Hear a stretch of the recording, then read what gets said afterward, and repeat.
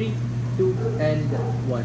We think that local state governments in general and en masse are the best actors in dictating what should be studied, how much it should be studied, and to what extent is it necessary for the formation in each and every student in India. The problem that exists in this debate is in the matter of capacity, because on either side of the house, the push towards a more standardized or formalized curriculum does indeed happen, but exclusively what we put forth for you is that on our side of the house, we are better able to nuance this quality and curriculum of education to be a lot more useful to the very students themselves who have to undergo this particular process. I think it's very uncharitable for side op to base their entire case line on what we know to be an imperfect system marred by bureaucracy and marred by stagnancy. That in and of itself is the preemption that Joseph gave to in his speech, of which was not directly rebutted to by the previous immediate speaker. Before I move on to my extension detailing on how it affects the student, a couple of responses towards LO and opposition bench. 1. Opening opposition asks the question, what then is the benefit to the state list? We believe that when history and religion are taught in a more localized and decentralized way, we are able to get far greater appreciation of cultural diversity and plurality.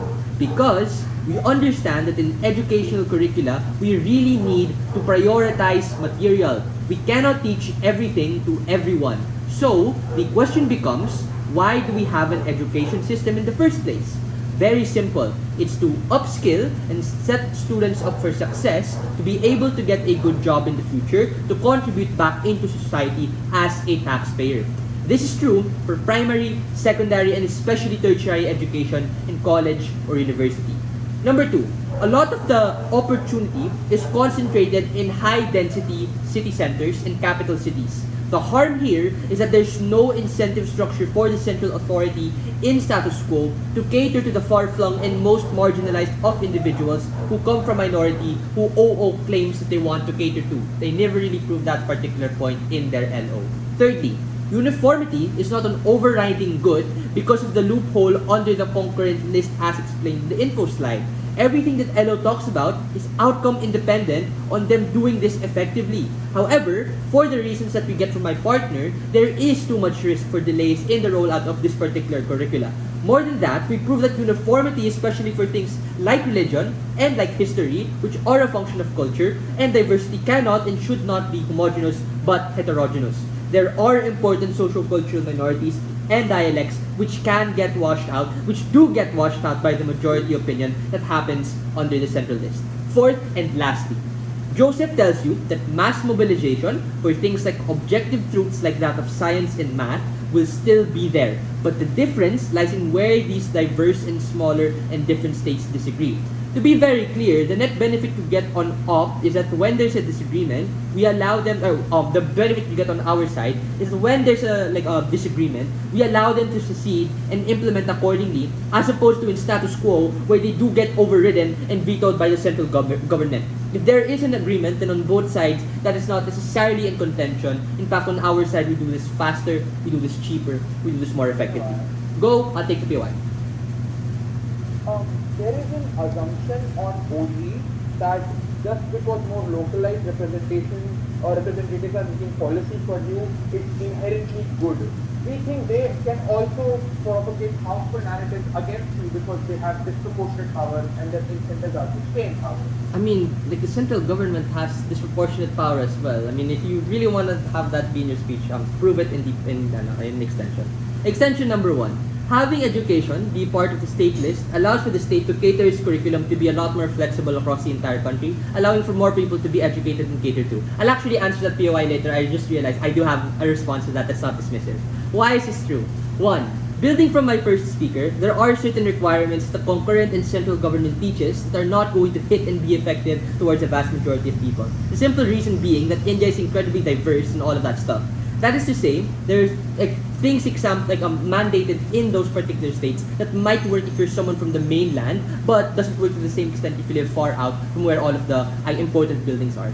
This is where local state governments can come to be able to understand that there ought to be changes on how we teach those specific branches of subjects, things like religion, how they teach culture, how they teach art. Comparing this with opposition, while yes, there is standardization, there is no solvency or efficacy on how this can be utilized. That is to say, whenever there is a problem, there's no real mechanization as to how it can be fixed and have every single person be satisfied with the result. LO thinks that they can achieve this benefit, but I question the length of how fast they are able to change action and in which metrics are they able to actualize on that particular change. The second reason comes as a result of a unique problem that exists in the Philippines that I'm also very certain exists in India, that exists on a broad scale pattern across every developing country. That is to say, urban districts are en masse congested with students from all over the country, leaving rural districts and underdeveloped states. This is true because only the main capitals or the most business central districts are likely to be also the location where the top universities are. How is this then solved under opening government? On OG, the state list allows for more regionalism and hyper-specification on what they are likely to be good at. That is to say, it's likely that the state can point out where their weaknesses and strengths are and hyper-fixate on these particular things. The reason, and this also answers the POI of the speaker previously, was that in regards as to how they want the people within those states to contribute back to their local economy, they're likely to be invested and are likely to not do this in a malevolent enough way. This is because the jobs, location, and the structures that exist in each state are different to everyone. So if you cater to your own unique capacity, you're just far better able to get the change that is beneficial for each person. The third and lastly, just aligns in the interest of each student. It's far better off for the student to be able to get into the job market if the schools and colleges that they go to are far more able to give them the type of education that is supported by these jobs. That is to say, having a job, having a life in Chennai is different from living a life in Mumbai, Delhi, or Kolkata. They have different people, different cultures, different industries they specify in. When you give power to the state and to be able to change the curriculum for these particular states and to have all of these things be a part of different regions or different dialects, at that point in which they are able to do that, you get a lot more better diversity in regards to how many people can actually go into the job market to begin with and where those people go into jobs to be likely to be able to cater more to their particular points of experience. All of those things don't happen at the point in which that you have to have this central government having a veto power. For all of those reasons, very, very proud to propose.